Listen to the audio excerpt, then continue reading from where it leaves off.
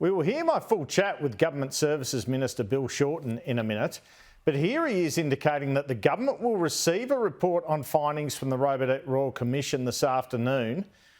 The indication here appears to be that perhaps some senior public servants might be losing their jobs shortly. We know AUKUS boss Kathryn Campbell is one in the gun. The Royal Commissioner proposed a sealed section so as not to prejudice any potential prosecutions to the various referral bodies.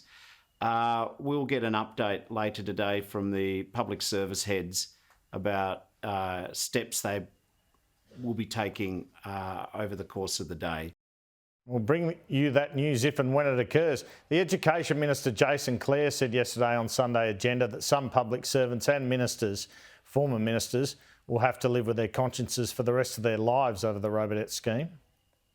Look, Scott Morrison and all of these ministers and bureaucrats are going to have to live with this on their conscience for the rest of their lives. This has had an impact. I talked about Jennifer and her story. This wasn't just one or two cases. This was 500,000 Australians who got a bill that they didn't know. Questions still remain over whether there are suggestions of criminal or civil action against former PM Scott Morrison contained in a sealed section of the Robodebt report. You'll hear Mr Shorten's comments on that shortly. But Nationals leader David Littleproud, who has never been a friend of the former PM, raised questions as to whether the member for Cook, who is currently on a European holiday, should remain in the Parliament when he spoke to Laura Jays this morning. He's paid the ultimate price in losing his job as the Prime Minister of this country.